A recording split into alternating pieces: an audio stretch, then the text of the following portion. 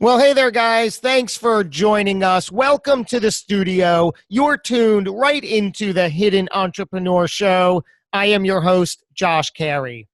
Our guest today is Scott Royal Smith, who's the founder and CEO of Royal Legal Solutions, and he prides himself in successfully conveying the essentials in asset protection to audiences nationwide. How cool is that?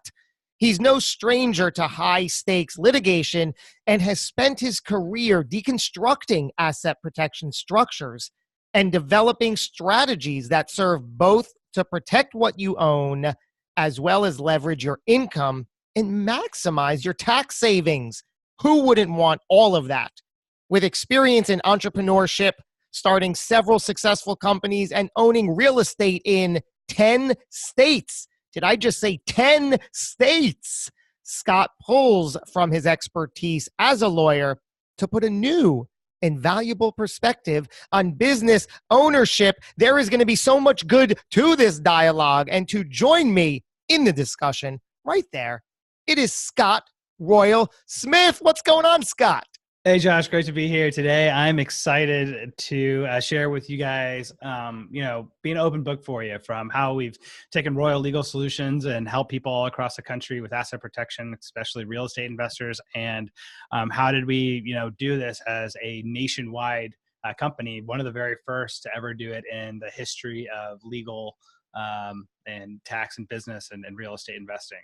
You're one of the first to do what exactly?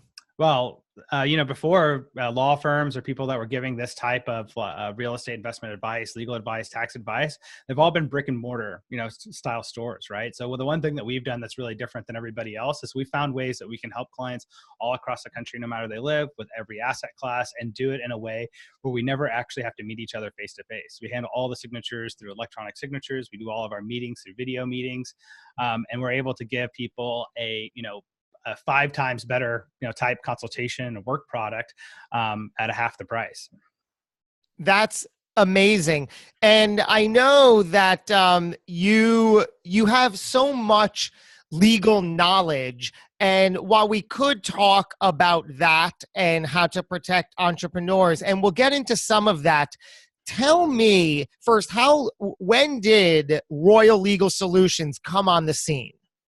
It was about 5 years ago when I started Royal Legal, and it was just me working in a small little confined space by myself, from trying to do podcasting, trying to write blogs for Bigger Pockets, and meeting at local meetup groups, and just trying to scrounge for clients any way I could.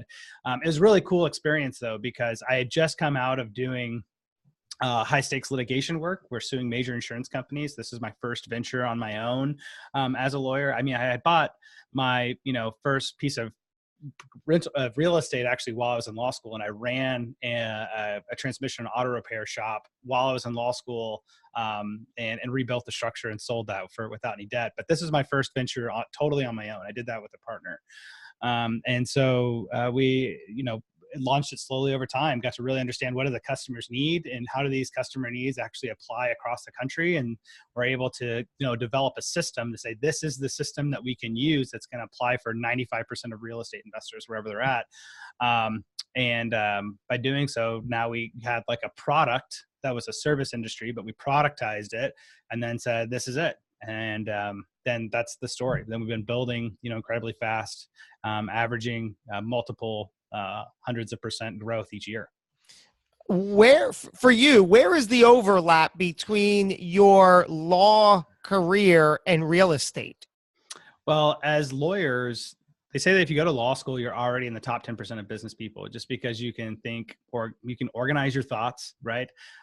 You're just typically an organized person, and you can read carefully and follow directions, right? That's all it really takes to be one of the best business people in the country. Can you repeat that? I love that. I want to hear that again. What does it take? Yeah, all you have to do is be able to organize your thoughts, right? You have to follow directions. And that, if you can just do that, you're going to already be one of the best business people in the country. Because think about it. If all you have to do to be probably one in the top 1% of business people is just read all of the books in the subject matter that are publicly available, understand them in an organized fashion, and then execute of how the people that already are doing it say to do it. Like, you don't have to invent new ideas to be one of the best. You just have to execute whatever best practices are. Such a great thing to hear. What exactly does it mean to organize your thoughts? Can we break that down maybe with an example for a minute? Well, it's really tough to know. I don't have like an example off the top of my head, but I'll tell you when you can know it, when you don't have it. It's like when you enter into a conversation with somebody and you're trying to talk through an idea with them, right? That might be complicated, right? Like you'll find this a lot too with people that would say like a topic that they feel passionately about, but they don't have a lot of knowledge about, like evolution, right? Or like cosmology and Big Bang theory, or anything that's just slightly outside of the grasp. We find a lot too with real estate investors, right? You get into the conversation with somebody, and what happens is they like they're ping ponging all of their thoughts with like these opinions about certain things, right? You can tell that there's no cohesive argument that they have that ties together the thoughts to be able to make it really persuasive from their point of view. So to be able to have a persuasive argument requires you to have organization to it, because that's what's persuasive for people. I can take you from point A and then show you how point A leads to point B leads to point C leads to point D, etc. And that's what law school, drills into you as a fundamental way of thinking. I think that as entrepreneurs, it's exceptionally important because you need to be able to know, not just like one little cool marketing gimmick doesn't get you where you need to go. You actually need to understand like what's the landscape of the field that you're playing in, and then to reason off of, what does this landscape look like, to know what it is you need to do. And then that by that process, you get to know like what are the strategies that work well and not well versus what things are just gimmicky or, effective. So I don't know if that's helpful, but that's the way I think of it. It certainly is helpful. And I love that we went down this path. Now, doubling back, because I said, where is the overlap between you as an attorney and real estate? And you began saying that to be in the top business percentage, you need those few things. So pick up from there if you could. Yeah. So, being an attorney is really just like a skill set, kind of like being a mechanic, right? You really shouldn't think of professionals much more than just brain mechanics, that they learned, how to think about something, like you trying to change your oil. If you've never done it before, you're like, I have no idea. That's why I go to pay somebody else to change my oil, even though I ran a transmission shop. And I was like, I know I can do this because I've done it before, but I still don't want to because I have a new car, and figuring out how to do it on a new car is too much of a pain. So I'm just like, whatever, forget it. But that's what going to school should teach you. Schools that only teach you facts are probably a waste of time. But schools that can teach you like ways of thinking are a good use of time, because ways of thinking are very difficult and they require somebody like a professor who can guide you on the way of thinking better, right? So, for example, one of the people, so a lot of times education is really savvy into like the Socratic method, because the Socratic method requires you to think in a very logical way to be able to argue that way, right? But schools that, like how we have most of our public schools, like why would they be so bad? Or even colleges right now too, right? Why are they so bad or why are they so useless is because what they do is try to drill a bunch of facts into your head that you memorize, but nobody's actually learned how to think through what's right or wrong. And so this is systemic, and it's obvious inside of American culture, where you can have divides inside of politics that are there are two people that have there's facts and then there's alternative facts, and then everybody yells at each other about it. But nobody actually talks about like, what's the way we should think through this problem that's going on right now? That discussion's not even in the picture anymore, right? So what that tells you is that as a society, we've actually become dumbed down to be able to only be able to think in fact-based. So if you're an entrepreneur right now, this is a great time, because that what tells you is that pretty much everybody's stupid. And like all you have to be able to do is be able to think through the ideas better than other people. You'll get greater insights into the market and what's going on, and you'll have better ideas because everybody's been dumbed down to not be as competitive. So maybe stupid's not the right word. It's just not a useful way of thinking about problems. And that's where business and law, that's where they meet. It's because law teaches how to grab insights and organize your thoughts to be able to have powerful insights and arguments for a way of thinking.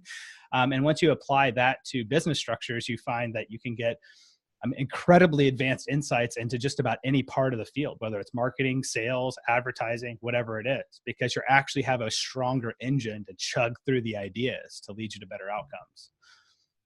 We are recording this with video. So if you're only listening, I'm staring behind you at a great big image, which I know is a logo of yours, but it's of the brain. What is the fascination for you of the brain? Well, it's actually the logo of my podcast, the Real Estate Nerds podcast, which is a cool show where we go through, what are the best ideas of investors and what they did or didn't do that led them to their best and worst deals. And the reason why this is a fascinating point for me is because I think the brain is pretty much all there is, right? Like when we talk about like whether we like other people, you're probably not talking about whether you like their nose or their ears or like their hair, whatever. What you're really saying is that I like their brain. I like their thoughts. I like the way that they're compassionate. All of these things that we like about other people and that we like the way that they all come from their brain. And what you're really saying is that my brain happens to like that brain. Wow. Right? And it's the way what the world is. The world only exists inside of our brain as we know it. Right. So that's all there really is to it. So the more that we can understand about this structure and the more that we can learn to use it for our advantage and learn what makes it powerful and drive it correctly, then I think the better off we are. Wow, I like that a lot. I want to go back to see how we arrived here today with you. I want to go back to Scott Royal Smith as a young child. And if you don't mind, paint that picture for us. And before you do, though, tell me about what's the significance of the middle name Royal? Oh, I think that's just my mom with an epidural, being able to come up with inventive names, to tell you the truth. She's crazy as hell, like my brother, his name is David Jade Smith, So Jade. Okay. Yeah. And I was Royal for a long time because people, once they found that out, like in high school, I was done. I was Royal from then on out. Is it perhaps also her trying to make up for the generic nature of Smith? It could be, right? Who knows? Mom's crazy, so I love her, but she's crazy. But she's your mom, so you love her anyway. But there you go. Get it spicy in there. She knew it was probably going to be powerful for marketing purposes later on. She knew I was going to be doing Real Estate Nerds and doing podcasts. Right. Like, she already reserved the .com for you before it was even a thing. Before the internet. Absolutely. Yes. Right. She filed for it. She's like, I need the .com for this name. Yeah. Perfect. Well, I think so. Right. And it was always the running joke in my family about it. Cause I was always kind of like not too good to do anything, but you couldn't make me do anything that I ever didn't want to do as a kid growing up. Like if I didn't want to do it, I just wasn't going to do it. You could beat me, you could bribe me, you could do whatever. It didn't matter. If I didn't, it was it. So that's like the makings, I think, of people that are pretty dysfunctional in society, to tell you the truth. Because to work in society, you actually need to be pretty compliant with everybody, right?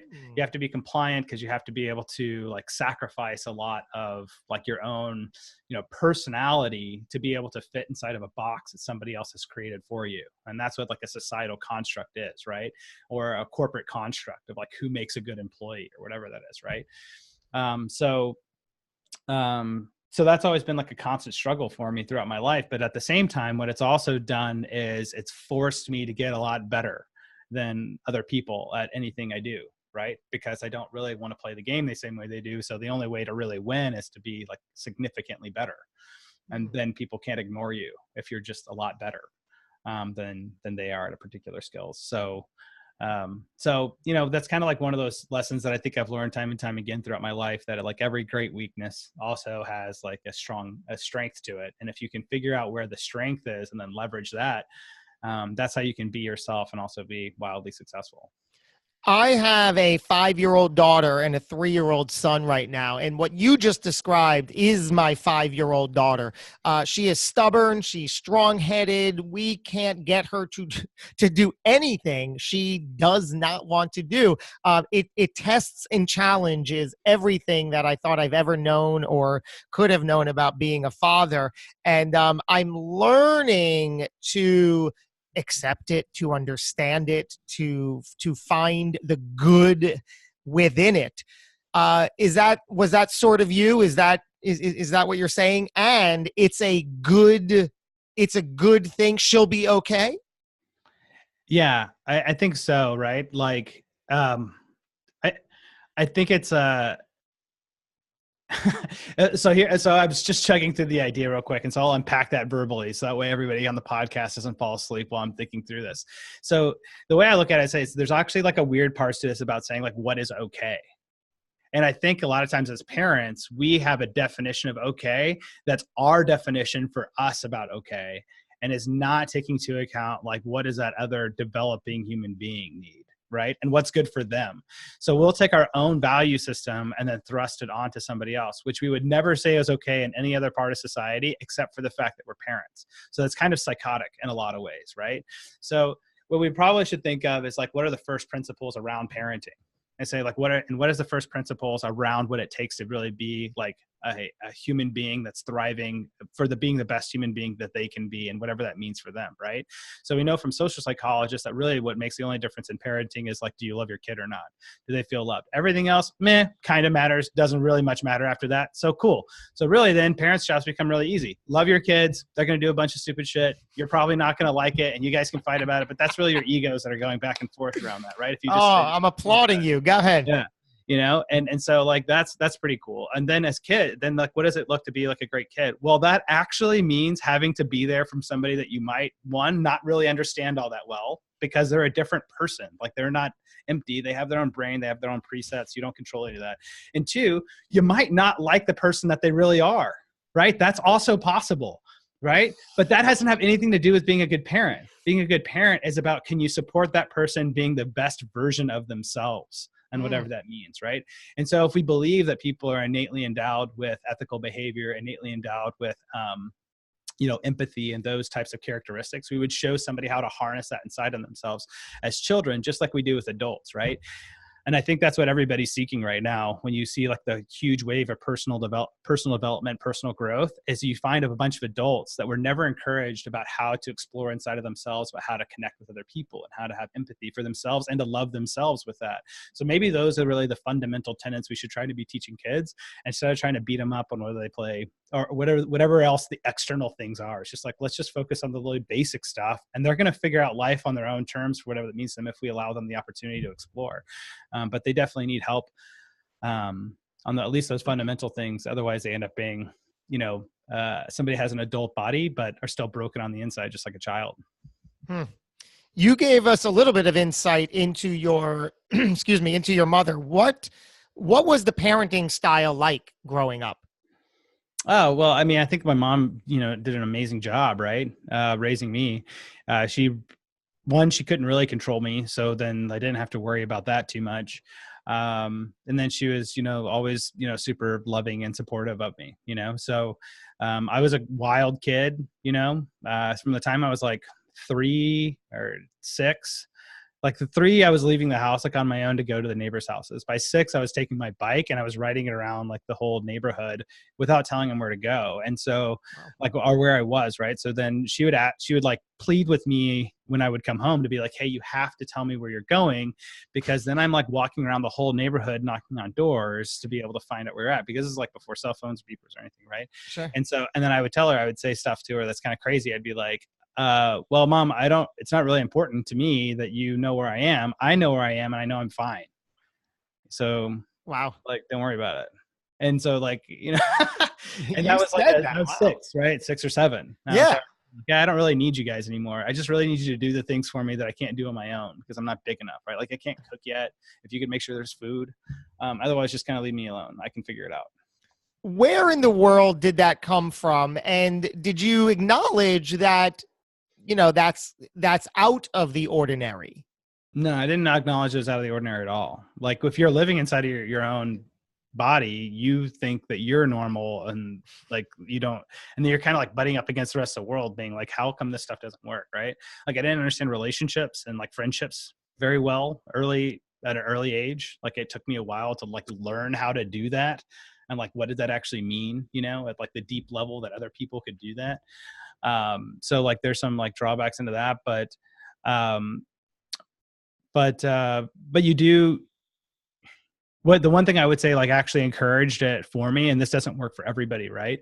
But a schooling system that worked really well for me was Montessori school, which is very much like a self-directed learning. And it doesn't work well for everybody, right? But for kids like me, it works super well because, and actually, I didn't even actually work that well inside of their framework, because what I would do is I would never want to do any of the actual work, right? The way Montessori school works is that you have all the materials that are on shelves that are around the classroom. And then as a kid, you get like a rug that's your space, and you pull the materials out, and then you explore like the subject matter with the materials, and like teachers give lessons that everybody will watch so that you can see to use the materials, because kids learn by repetition over and over again. And the materials are designed to help you learn by just using them.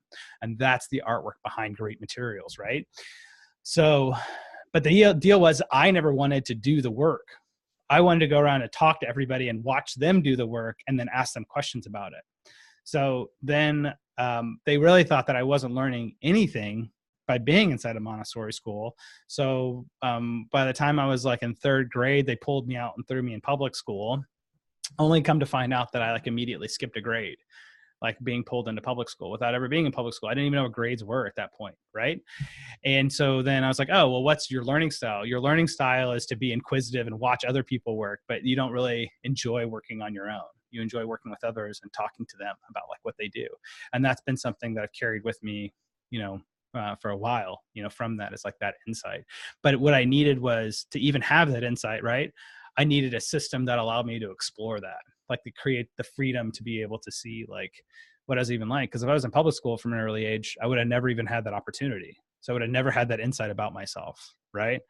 And I think that's what's really important, especially early on, is the ability to set up environments that allow people to explore like who they are and how they operate, and then build like a system for life that works around that, not trying to like change who you are to fit into a different box. And your parents supported that? They gave you that support system?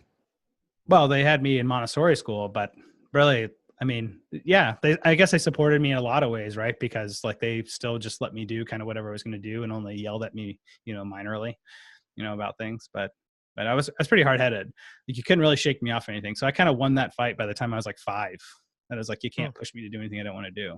This is sort of the debate me and my wife consistently have, where she looks at my strong 5-year-old daughter, who now I've relinquished any of that quote unquote control. I'm like, well, I can't control her, and I have to stop trying to. And furthermore, just like you said, it's going to do more harm than good. And I intuitively, thankfully, am doing what you suggested is the best path. Just love them for who and what they are, and all other things should and will fall into place. And I'm seeing that. I let her do a lot of things that perhaps my wife cringes at, always protecting her safety and well-being. But, just others might say, no, she can't do that. You can't let it. And I'm like, well, why? And then I'm always there to love her. But we always have that debate of she has to do this. She has to do that. I need her to become this type of person so she doesn't make the same mistakes I made. Yeah. Well, good luck. Yeah. Exactly. Yeah. Right. I mean, like it's like, we're always, poisoned by like the flaws that our parents gave us. Like everybody has like some childhood trauma. And if you don't, you just haven't thought about it hard enough yet. Right. Like everybody has one. Right. And so then we pass that on to our kids most of the time, I think, it's from what I see time and time again. And so trying to get out of that loop is probably pretty hard. There's probably like some ways too, like I've seen parents do this, like, oh, you just love your kid and like that's enough. It gets kind of crazy, right? Like, oh, I'll just love them while they're slamming a box of Twinkies to their face. And I was like, okay, no, that's probably not it, right? It's like among the choices that there are about like what it means to have a good life, there's like 1,000 ways to do that, right? And then there's also 1,000 ways to have a bad life, right? Like, poisoning yourself with a dozen Twinkies or doing whatever, right? And so then I think the options are saying like, okay, we're actually pretty okay with these 1,000 ways that they can have a great life. And I'm going to love and support them while they're on that path to that 1,000 ways to do that. And they're going to be able to select among the choices that are all great choices, right? Instead of being like, well, just whatever they do is great. Because that also like seems intuitively crazy too, right? Like you see like parents that are like having kids that punch each other and like they're doing all this violent activity and they're like, I just love them for who they are. And I was like, yeah, but you're actually raising somebody that's not going to have a good life. They're like, you're loving them into skills and supporting skills and behaviors that aren't going to lead to a quality life for them, right? The trap that people fall into the other side that are type A and successful people is that they are egotistical enough to think that they know the best life and then narrowly define it as such to be only these types of activities. You have to be a doctor or you have to be a lawyer. Otherwise you're a failure, right? You'll hear that type of thinking in society too. Well, that's obviously equally as insane, right? To be able to think what it means to be able to have a good life, right? And people just don't think through the ideas well enough. And this is where I think it's really important that we all take a hard look and that we challenge each other, not on like, this is good parenting versus bad parenting, but just fundamental questions on like, what does it mean to you to have a good life?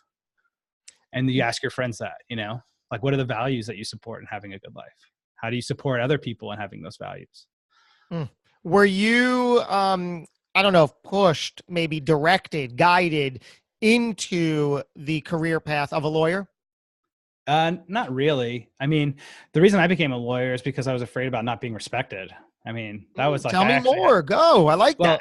You have like, so this is like one of those like pain points from a kid, right? Like I was the youngest of 4. So then if you're the youngest child, you're almost never respected, taken seriously. Like everybody else's ideas are better than yours. I'm the youngest too. Like whatever. Right. So like that was always a thing for me. Right. And so I thought like, well, like becoming an attorney, then I will now have like a piece of paper that legitimately certifies me as smart and you have to take me seriously. And which is totally not true, by the way. Right. So, because there is no other piece that you can give to get people to like respect you. If your goal is to make other people do something to you or treat you a certain way or whatever, you're never going to achieve what you want. Because you can't control other people. And that's like something I didn't understand until I got to the other side of this thing. So that's why I ended up going to law school, was guided off of that and finding out all that's BS. And then you eventually started your own business. Yeah. And then, you start your own business, but it's like, so I started my first business when I was doing tutoring after I got out of undergrad. And I was doing jiu-jitsu, kickboxing, and then private tutoring in the evenings. So I was doing like martial arts full time and competing in that, and then doing tutoring. And I thought, man, I've like done it. Everybody said I couldn't start my own business, and I have my own small business now. And I only have to work like 10 hours a week, and I make way more money than I need to.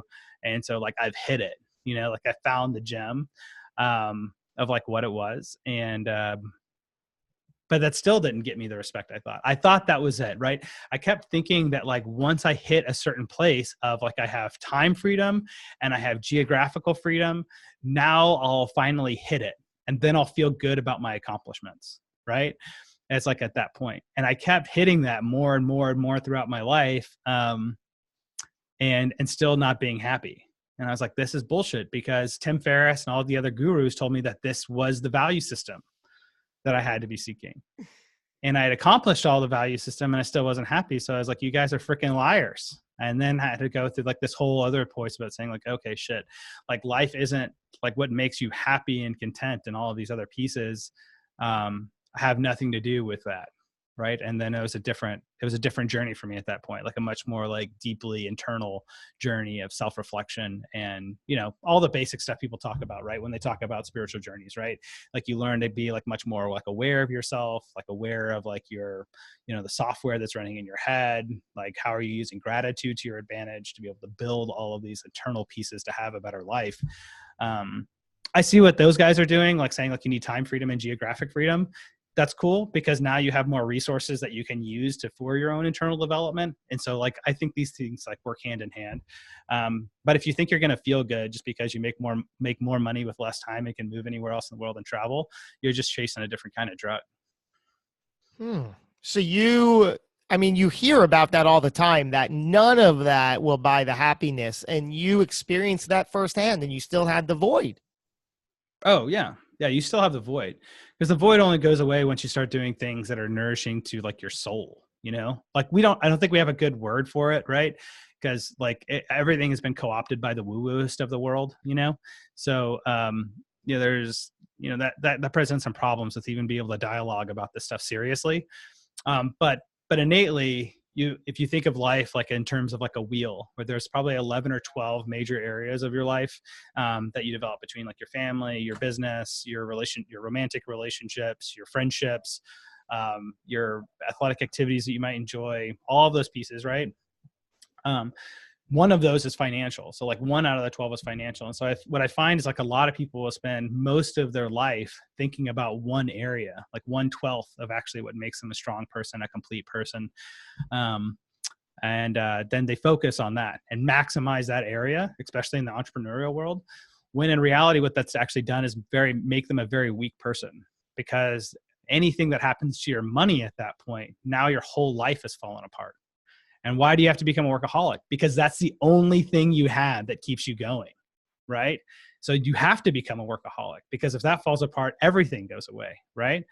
And when you find the contrast between really strong entrepreneurs, like the ones I interview on Real Estate Nerds, the guys that have lost $50 million and then come back to rebuild it within just only a couple of years, those people had really strong lives. Money was part of their life, but they had all these other areas that they actively worked on, just like they did the money building, to build out a really strong internal, framework for themselves and all of this other crap, right? So what happens is that the money falls away. Those guys go bankrupt, lose $50 million, but that doesn't phase them, because the strength they are as a person by investing in all these other areas of their life allows them to rebound very quickly into what they need. And so I think in my definition, that's how I refer to being a strong person. And I think that's what I didn't have before, but it took like all this other stuff, right? I had to like go with like a blind mold, trial and error of like achieving things and realizing they don't matter.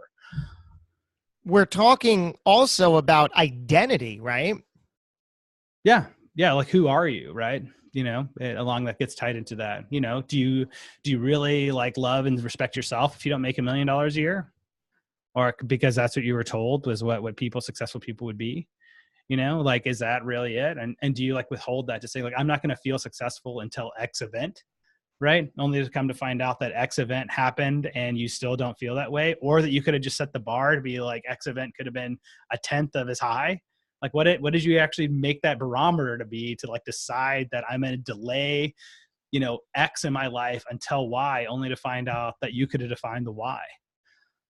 You were, before we went on the air, we were talking a little bit about your amazing growth with Royal Legal Solutions specifically, and you had mentioned things like burnout, pain, and fear. Tie that in for us. Well, so a lot of times I feel like you get burnout is because you're like grinding through pain points, right? And you're just grinding through a pain point over and over again without actually solving it, right? And so you're eventually going to burn out, because you can only will yourself to do something for so long, right? You only have that much part of your mental faculty, right? A much better way of approaching long-term growth, which takes a lot longer, is to change your baseline to like what feels natural for you. But that comes from like daily habit building. If you practice daily habit building, your predisposition to just do the right kinds of things for success, they just come part of who you are. So then you don't have to use your willpower to grind it out, to push through the pain points to have success. That's why I think grinding it out is a stupid idea. Like, we really shouldn't do that, like, at all. If we can ever avoid it, do it as little as possible, focus on other things, and grow slower, right? So that way you don't have like this burnout. But the problem is that we're all so afraid of not being successful, and the way that we create in our own mind of what success means, or what other people told us success means, that we tell ourselves we'll just do anything to be able to make it, even if it kills us. And then the fear motivates us to make really bad decisions. And it's a bad decision because you made it out of a place of fear, and not out of a place of like abundance and joy and, opulence, right?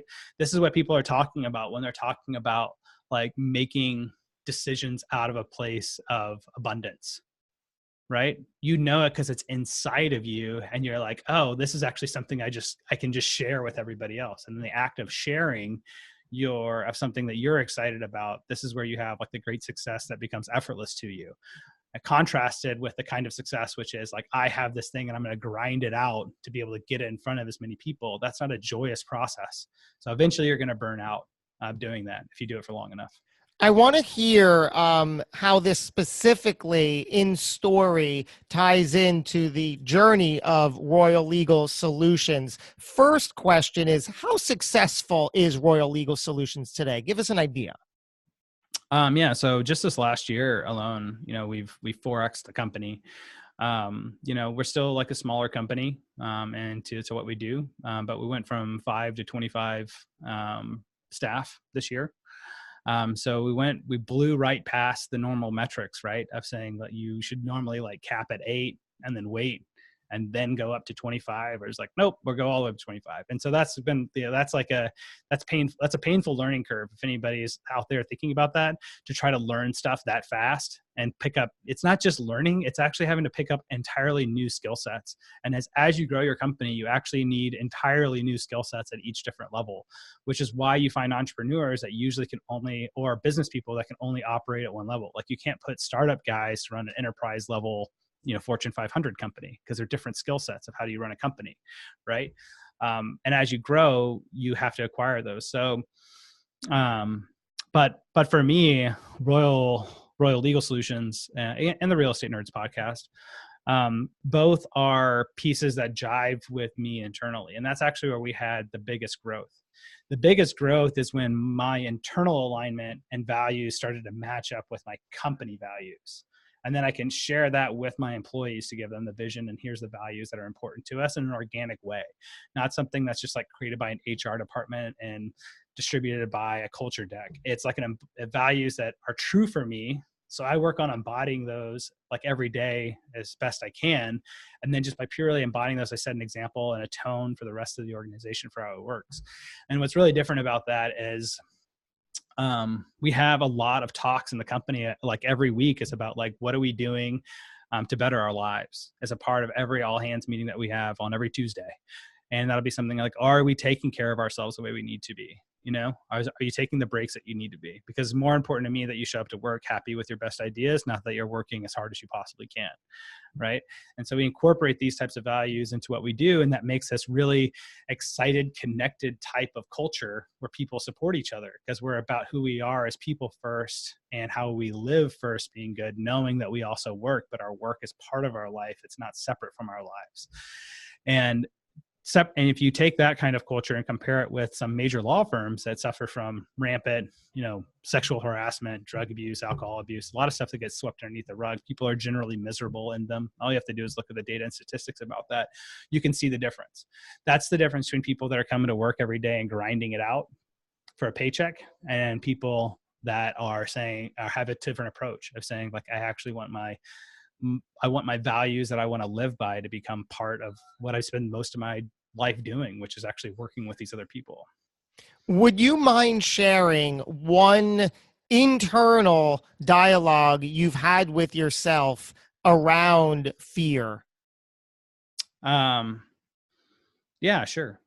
So, this happens for me a lot with like some of my key staff, right? So what do you do as a leader whenever you have key staff that are thinking in a direction that's different than how you want them to think? So you can either give them a directive, which says you're going to do X, right? And why are you going to do X is because I'm the boss and I pay you. The question becomes, is that can be good, but for how long? Well, it's as good as long as they want to listen to you and as long as they need a paycheck, because it kind of sucks operating like that way. You don't get to use your own creativity. You don't get to do any of your own growth in your work, right? So the converse with that would be to allow employees freedom. But by doing so, you also know they're going to waste time and money in exploring an idea. Right? You think they are anyway, right? Because you're like, actually, you don't really fully understand the scope of the project, but I'm going to let you waste some time and money. So that way, then you can discover the solution that I'm on, right? Because I'm in a different place with it. And you just I haven't done a good job of keeping you up to speed with the evolution of the thought process here. So I need to do something that's going to help you catch up. And that's going to be a waste of time and money. But with that, you have people that are happy and self-directed and can kind of get a better picture of the situation. All of this really throws around fear. If I do one choice, I'm afraid they're going to leave, right? First choice. The second choice, I'm afraid projects are going to take longer and I'm wasting time and money. So how do you get out of that? I don't know. I haven't answered that question yet. I don't know how you get out of that. I Yeah. love it. It's perfect, man. Looking back on your younger self, what advice would you tell that person? Just go have fun. So stop, be easy with yourself, be gentle with yourself, just go have fun. Well, it seems like you followed that, right? From what you've shared with me, 6 years old, you were out having fun. Sure, right. Yeah, like you have like certain types of fun, right? But then there's the internal dialogues that happen in there too, right? So the internal dialogues as a kid growing up is that a lot of times the world is confusing. People tell you frameworks for how life works and how people work and how situations work or whatever, and you don't know anything because you don't have any experience. So you just try to learn what other people tell you, but come to find out most people are really stupid, that they actually haven't spent very much time really thinking through these issues about how relationships are supposed to work and how families are supposed to work and how businesses are supposed to work and how do you actually go out and accomplish like real things, right? They just tell you stuff and you just absorb it, right?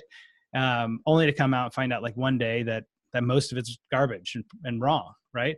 You find this most aggressively teased out, and that's what I mean about being like gentle with yourself. Just being like, hey, take your time. Like, don't listen to, not like aggressively don't listen to anybody, but like just look at it for what it is. Recognize that that's that person's opinion, and then think about it for yourself of whether that's true or not true. Right? I wish I would have had that a lot more. But to get back to the idea of like how bad this is for people, or like what an effect is for people a lot of times, or for kids that, or even just adults, right? Where you're aggressively told one framework for viewing the world. That doesn't match with observation, which is what I'm describing before, right? Like that's true for a lot of other pieces that we would have for, how people would be describing families or whatever. It doesn't match observation over my lifetime, and then I reject the old idea. This really happens a lot of times with people that are really, really in religious families and then become non-religious. And they get into this moral, ethical, and philosophical crisis in their life because they only had one framework for viewing the world that they dogmatically like ingrained in themselves. They made the facts of the universe comply with their frame of reference for so long until it was no longer tenable. And then they said, well, I'm going to shed off this old framework. And now what are they left with? No framework. And so now then they have the crisis that comes in and trying to build a new internal framework with what's happening. How does the world work? How do relationships work? What's important to me? All of the fundamental questions with it that old framework answered for them. And so this is going to be like an ideological type of crisis. And what I would say for people going through that, or for kids being raised, is to just take it easy on yourself. Like, you don't have to know all of those answers like right now. You can just like take your time, just look at the world, and slowly just come up with like one little small idea after the other, read some books, talk to some people. You don't have to have a framework and all of this stuff to like, to allow life to keep living. You just slowly pick it back up, and then organically, as long as you're, aware of yourself and how you're thinking and self-aware, eventually you'll come to the right conclusions that are true for you and innately for who you are. You'll find your own truth through that process. Do you believe that everything happens for a reason? It's like somebody decided all of the events like all the way in the past and then infinitely into the future, and somehow I'm a part of that, and that they like somehow orchestrated my life to go with that, and I just don't know this much greater, longer plan into like what it is? Or do you mean that like things happen for a reason and I can look at them and say like, I wonder what that tells me about myself that I feel this way about X thing that happened? Because that could be a reason too. And the reason that XYZ happened could just give me insights, deeper insights into myself. I don't know. There's probably a couple of different ways you could interpret that question. I don't know. So I see there's a reason for the brain behind you. I like it. Yeah, it's mental masturbation. I'm adept at this, at this style of communication from years of training. Completely not useful. It's only good for dinner parties to be able to look really, really smart. It doesn't actually help you live a better life or even, be more entertaining, but it's a skill set. But you're good at Jeopardy. Right. I can argue things really well. Really overthink them. That's the Esquire title after your name, right? That's it. That's what you get for that. You touched upon this, but I want to hear in context. Are you spiritual or religious in any ways? I mean, I have a hard time identifying with particular buzzwords like around, because they mean different things to every person, right? If I ask 10 different people, like, what does it mean to be religious? Or I ask 10 other people, what does it mean to be spiritual? Everybody has different definitions. So when there's no like uniformity in the definition, I think that the buzzword actually becomes useless, because now you've really done is confuse other people about like who you are, when what you really we should talk about is saying like, let's actually have a longer conversation about a particular idea and see if we think the same way. Like, does my brain line up with your brain? Do I think the same way you think? If you do, Real Estate Nerds is a great show. You can get more access to my brain. If I don't, then don't come, right? But to say like a particular word, and to that, I don't know is necessarily useful. But what I will say is this. I have heard people use the term spiritual to say that what they're really interested is in the development of themselves, and like what's going on inside of themselves, and to become a stronger person with that. And if it comes down to like, do I believe that it's a good idea for us to become stronger people and to work on ourselves? Then absolutely. Right. Yes, you are. You're good. You're good at what you do. I see it. I like it. Well, I'm going to continue with a couple of final questions here. Hit it, Josh. What do you believe happens when it's all over, when our time here on Earth comes to an end?